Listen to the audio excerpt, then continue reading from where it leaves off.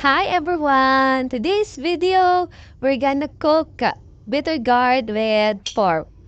Ayan. First, we need 3 pieces of bitter gourd or ampalaya in Tagalog, in Filipino.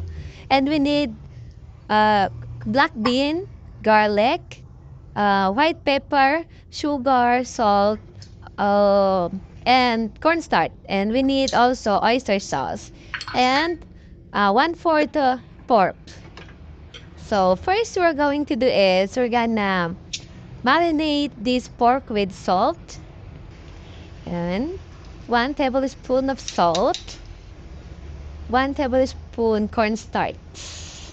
I'm getting to clean my hand before we mix it. I use my bare hand to mix because it's more yummier. It's more yummier if you use your hand. But of course, we need to clean properly. Yes. And like that.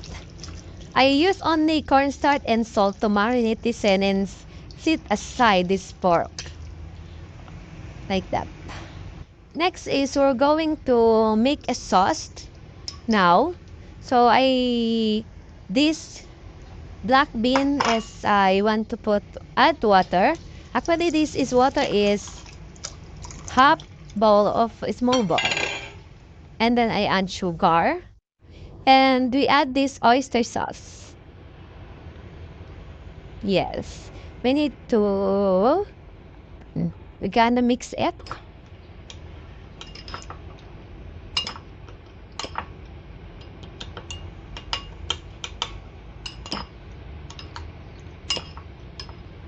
And add 1 tablespoon soy sauce. There you are. Kunin natin yon. Like that.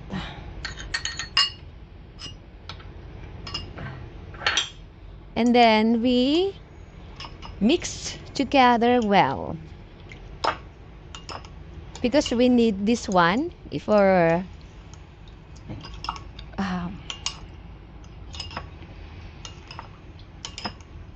so set aside. Okay, let's start cooking. We use cooking oil here. Guys, wait to reheat the oil in the pan. Because we're gonna fry for a while the pork. Yes. Ayan, the oil is already hot. It's hot, I mean. And of course, we need to open the exhaust pan. There you are. And start. First, we're gonna put the pork. Something like that. There you are.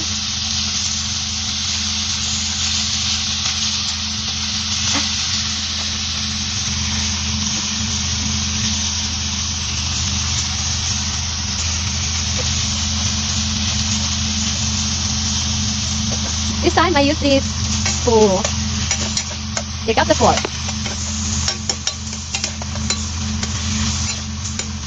We are going to wait until the pork is golden brown.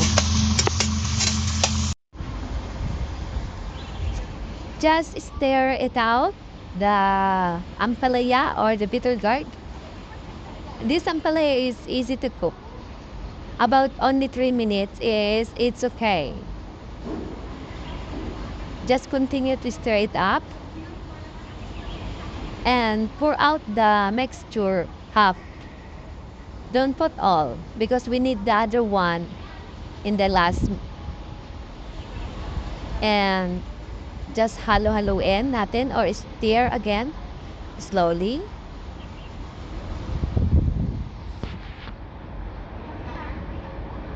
Don't you know that ampalaya is very high oxidant and good for the body? That's why if you want more healthier in life, try this bitter gourd to one of your favorite. Haha.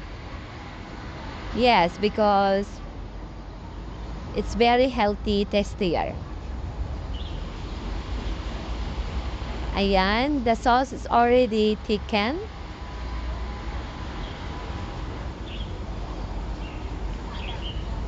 I love cooking. How about you guys? Are you love cooking too? If you love cooking, can you tell me about your experience? And now add the pork. And then just stir it up again. Comment down below where you came from and what is your experience cooking. Are you happy if you are cooking? Yes, for the food lover over there, try this one. Because if you try, you always want it. I'm sure of that. Yeah, right.